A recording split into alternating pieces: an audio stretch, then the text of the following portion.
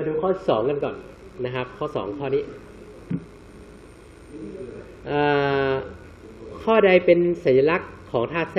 ที่มี2ไอโซโทปโดยมีเลขอะตอม14และมีจำนวนนิวตรอนเท่ากับ15และ16ตามลำดับข้อนี้มี5ช้อยมองเห็นปะเลขอะตอมเท่ากับ14จำนวนนิวตรอนเท่ากับ15และ16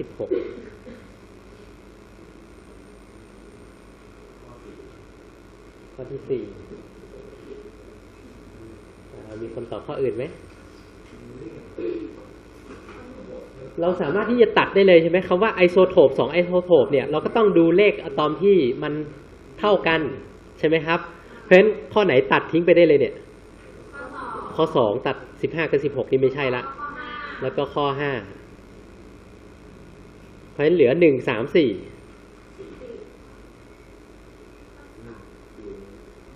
ตัวล่างคือเลขอะตอมตัวบนคือเลขมวลเลขมวล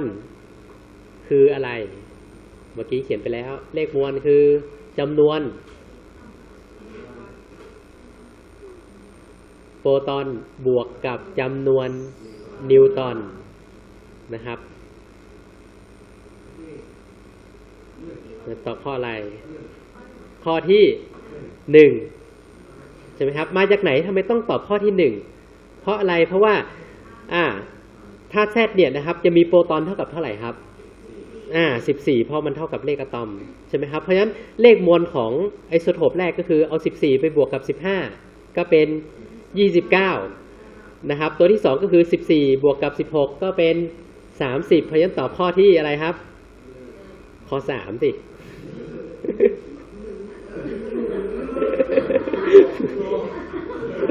เมื่อกี้ตอบข้อที่1ใช่ไหมครูก็เลยถามทำไมถึงตอบข้อที่1ก็เลยอธิบายไปใช่ไหมอุตส่าห์ดีใจใช่ไหมครับมาจากไหน30 31เราต้องรู้ที่มานะครับไม่ใช่30 31แต่เป็น29กับ30รู้ที่มาหรือยังเลขมวลมาจากเลขอะตอมหรือจำนวนโปรตอนบวกกับจำนวนนิวตรอนเพราะฉะนั้นไอโซโทปแรกก็คือ14บวกกับ15เป็น29ตัวที่2ก็คือ14บวกกับ16เป็น30โอเคนะครับ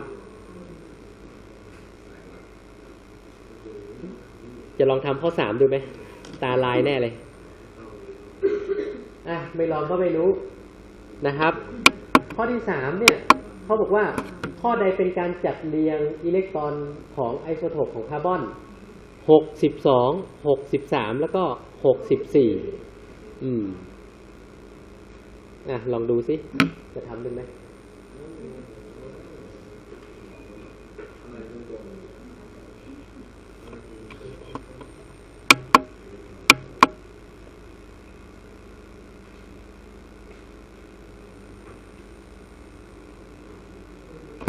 มองเห็นไม่ชัดใช่ไหม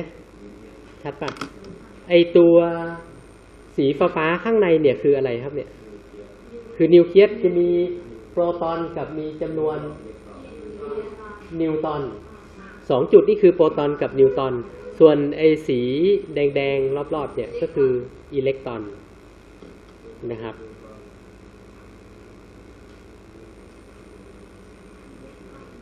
เรา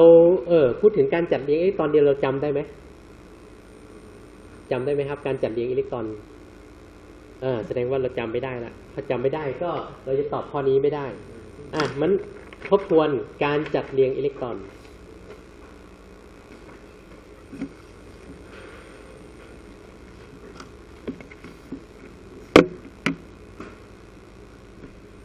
การจัดเรียงอิเล็กตรอน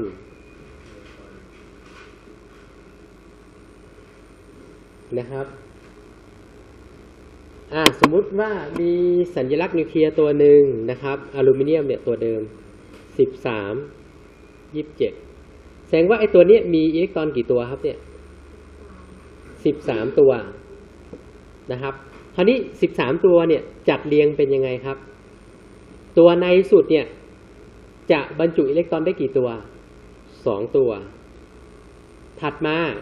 จะบรรจุอิเล็กตรอนได้8ตัวนะครับแล้วก็ชั้นนอกสุดก็คือจัดเรียงนะครับหรือบรรจุอิเล็กตรอนได้3ตัว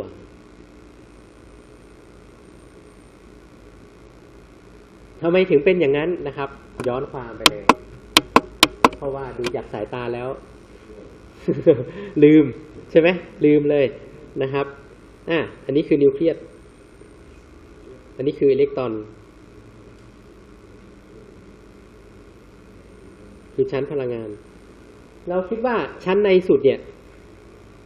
นะครับในแต่ละชั้นเนี่ยบรรจุอิเล็กตรอนได้เท่ากันไหมคิดว่าดูจากวงก็รู้ใช่ไหมครับวงเล็กๆวงแคบๆมันก็ต้องใส่อิเล็กตรอนได้น้อยถ้าวงใหญ่ๆวงกว้างๆหรือชั้นนอกๆเนี่ยก็จะบรรจุอิเล็กตรอนได้เยอะใช่ไหมครับคราวนี้การบรรจุอิเล็กตรอนเนี่ยนะครับให้เราจำแบบนี้เลยก็คือวงในสุดเนี่ยเต็มที่ก็คือใส่ได้2ตัวนะครับชั้นนี้นะครับชั้นที่2ก็คือใส่ได้8ตัวนะครับชั้นที่3ใส่ได้18ตัวนะครับถามว่าไอ้ตัวเลขตัวนี้มาจากไหนครับมาจากก็คือสูตรก็คือ2คูณ n ยกกำลัง2 n คืออะไร n คือชั้นพลังงานนะครับถ้าชั้นที่1ก็คือแทน n เท่ากับ1นะครับจากตรงนี้นะ 2n ยกกำลัง2ถ้า n เท่ากับ1เนี่ยนะครับก็จะเป็น2คูณด้วย1ยกกำลัง2ก็มีค่าเท่ากับ2ถ้าชั้นที่2นะครับก็คือ2คูณด้วย2ยกกำลัง2 2กำลัง2เป็น4 4คูณ2เป็น8โอเคไหมครับถ้าชั้นที่3ชั้นถัดออกมาก็จะเป็น2คูณด้วย3ยกกำลัง2 3กำลัง2ก็เท่ากับ9 9คูณ2เป็น18ถ้าชั้นที่4ล่ะก็จะเป็น2คูณกับ4ยกกำลัง2 4กำลัง2ก็เท่ากับ16 16คูณ2ก็เป็น32ถ้าชั้นที่5นะครับก็จะบรรจุอิเล็กตรอนได้ก็คือ2คูณด้วย5ยกกำลัง2 5กำลัง2ก็คือ25คูณ2ก็เป็น50เพราะฉะนั้นเห็นไหมครับชั้นนอกๆเนี่ยมันก็จะบรรจุอิเล็กตรอนได้เยอะนะครับบรรจุอิเล็กตรอนได้เยอะแต่คราวนี้หลักการเนี่ยนะครับเขาบอกว่าคือบรรจุอิเล็กตรอนให้เต็มก่อนบรรจุอิเล็กตรอนชั้นในสุดให้เต็มก่อนนะครับ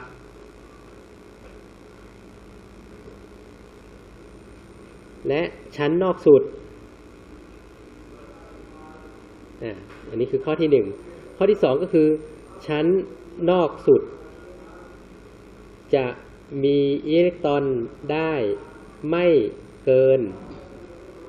8ก็คือเป็นได้ตั้งแต่1ถึง8นั่นแหละนะครับส่วนชั้นถัดมานะครับชั้นถัดจากชั้นนอกสุดจะบรรจุอิเล็กตรอนเป็น8หรือ18เท่านั้นนะครับหลักการเป็นแบบนี้นะครับข้อที่1บรรจุอิเล็กตรอนชั้นในสุดให้เต็มก่อนนะครับข้อที่2ก็คือเขาบอกว่าชั้นนอกสุดจะมีอิเล็กตรอนได้ไม่เกิน8ก็คือเป็นเลขอะไรก็ได้ตั้งแต่เลข1ถึงเลข8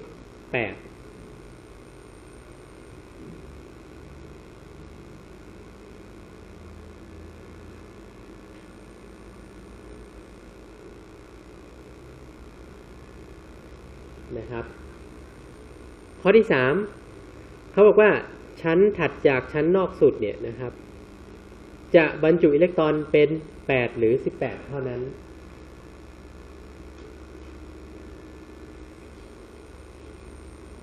นะครับจะบรรจุอิเล็กตรอนเป็น8หรือ18เท่านั้น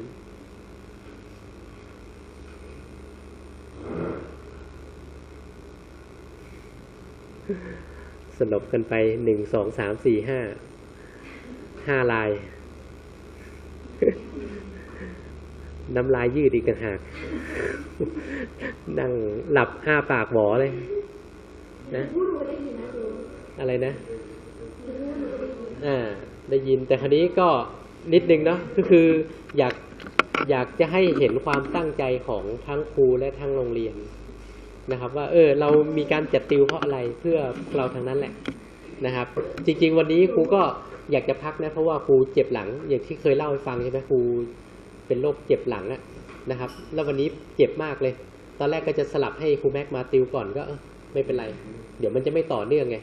เพราะเคมีมันต้อง2 ภาคติดก็มาติวก่อนนะครับคราวนี้เรามาดูนะครับจำหลักการตรงนี้ไว้นะครับจำหลักการตรงนี้ไว้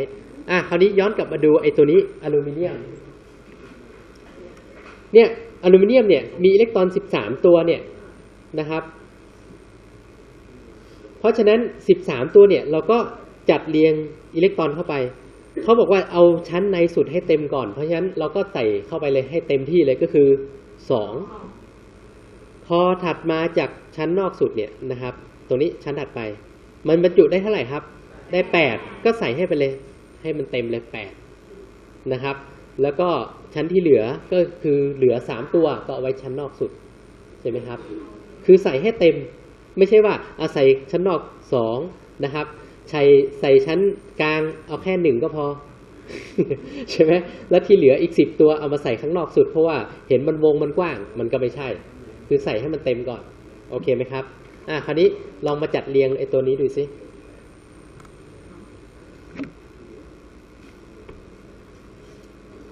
ตัวนี้คือธาตุอะไรครับ K ธาตุ K คือโพแทสเซียมมีเลขอะตอมเท่ากับ19แสดงว่ามีอิเล็กตรอนกี่ตัวครับ19ตัวนะครับจัดเรียงเลยนะครับใส่ไปเลยชั้นในสุดใส่ให้เต็มไปเลย2ถัดมา8ตอนนี้ใส่ไปแล้วเท่าไหร่ครับ10เหลือกี่ตัวใส่ตรงนี้2ตรงนี้8นะครับถามว่าตรงนี้9ตัวใส่ได้ไหม9ตัววงมันก็ใหญ่ใส่เต็มที่ใส่ได้18ตัวใช่ไหมชั้นเนี้ยใช่ไหมครับแต่ถามว่าเอา9ตัวที่เหลือใส่ในนี้ได้ไหมย้อนกลับไปดูหลักการเขาบอกว่าชั้นนอกสุดเนี่ยจะมีได้ไม่เกิน8เท่านั้นใช่ไหมครับมีได้ไม่เกิน8เท่านั้นเพราะฉะนั้นตรงนี้จะใส่9ไม่ได้ละผิดเพราะฉะนั้นตรงนี้ต้องแตกออกมาจะเป็นอะไรครับจะเป็นเท่าไหร่ดี28เมื่อกี้ได้ยินแว่วๆว่า28ไม่ได้ดิ27ได้ยินชัดเจนว่า27เป็น36ได้ไหม45ได้ไหม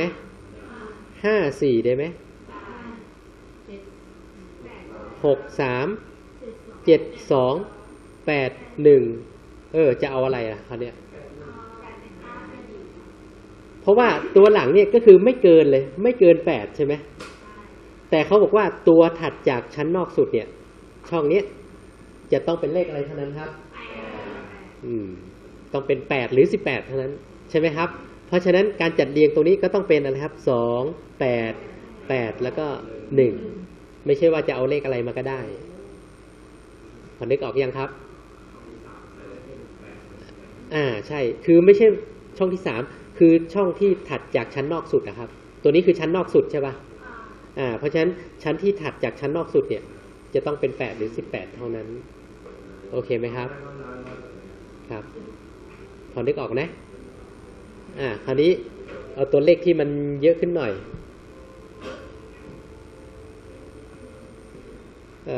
ธาตุ x 38ธาตุนี้นะครับ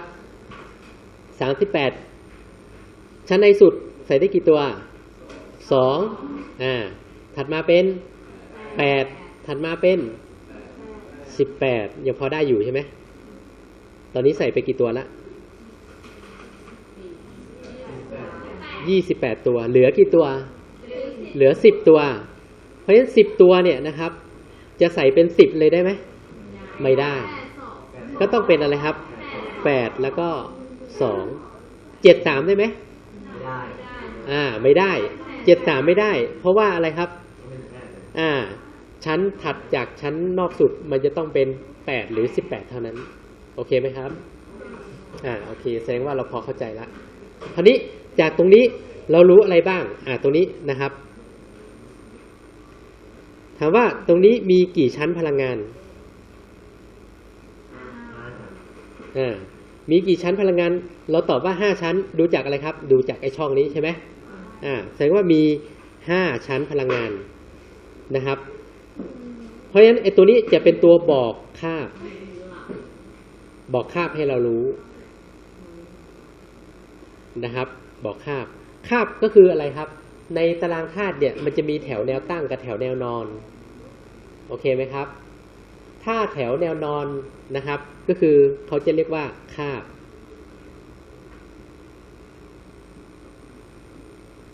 นะครับส่วนหมู่นะครับหมู่เราดูจากอะไรดูจากอิเล็กตรอนชั้นนอกสุด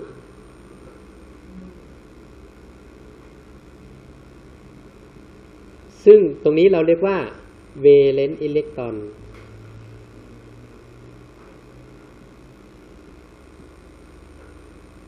พอจำได้ไหม valence electron เคยคุ้นไหม valence electron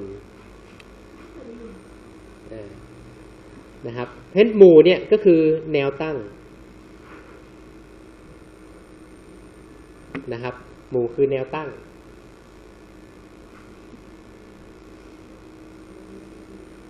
นะครับเพราะฉะนั้นจากธาตุตัวนี้นะครับแสดงว่าไอ้ตัวเนี้ยเรารู้แล้วอยู่คาบที่5ถามว่าอยู่หมู่ที่เท่าไหร่รู้ไหมดูจากตรงนี้ไงครับเวเลนซ์อีกตอนเท่ากับ2เพราะฉะนั้นไอ้ตรงนี้ก็คืออยู่หมู่2คาบที่5คราวนี้ไอ้หมู่และคาบเนี่ยมันเป็นยังไงดูตารางธาตุเดี๋ยวผมเปิดให้ดูไม่รู้มีเปล่าเล่มนี้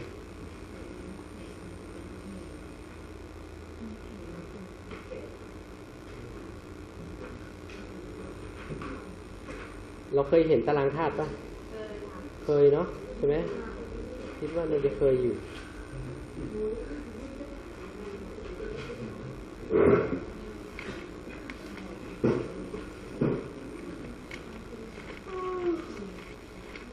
หาวสะดังเชียวนะอัดเสียงมันอัดเสียงอยู่แล้วเนี่ยโอเคมาดูนะครับตรงนี้นะครับตารางธาตุเห็นไหม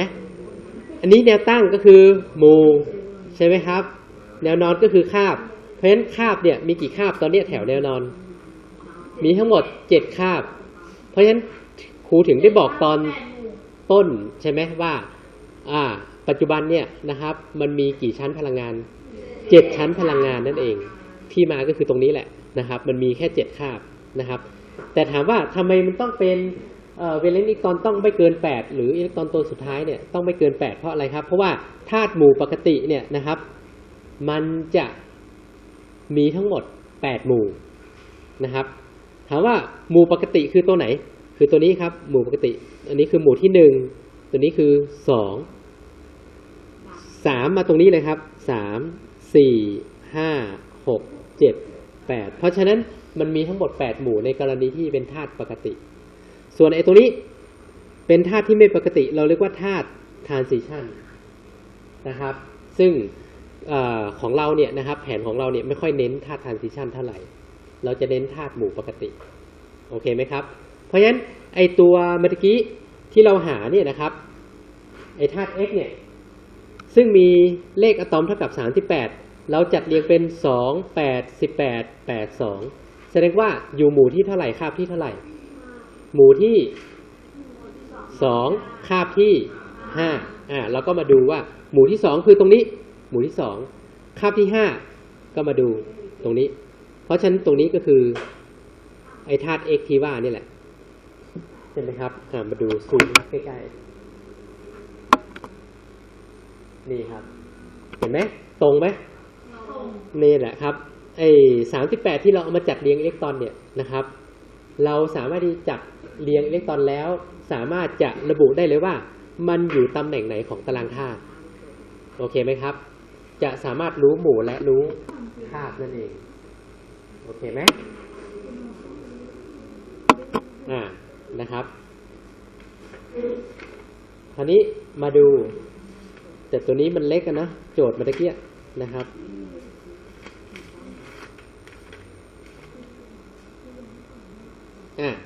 คราวนี้คาร์บอนเนี่ยนะครับคาร์บอนมีเลขอะตอมเท่ากับเท่าไหร่มีเลขอะตอมเท่ากับ6เพราะฉะนั้นคาร์บอนเลขอะตอมเท่ากับ6เนี่ยจะจัดเรียงเป็นอะไรครับจัดเรียงเป็น2กับ4ใช่ไหมครับแสดงว่ามีกี่ชั้นพลังงาน2ชั้นพลังงานชั้นในสุดมีอิเล็กตรอนกี่ตัว2ตัวชั้นนอกสุดมีอิเล็กตรอน4ตัวมาดูสิตรงไหนที่มีอิเล็กตรอน2แล้วก็ข้างนอก4มองไม่เห็นพอเห็นไหมนี่ช้อยแรกนะครับมี2ไหม1 2โอเคซอย1 2 4 1 2 4เหมือนกันใช่ไหมครับส่วนช้อยอื่นนะครับไอ้ตรงนี้6ตัวไอ้ตัวนี้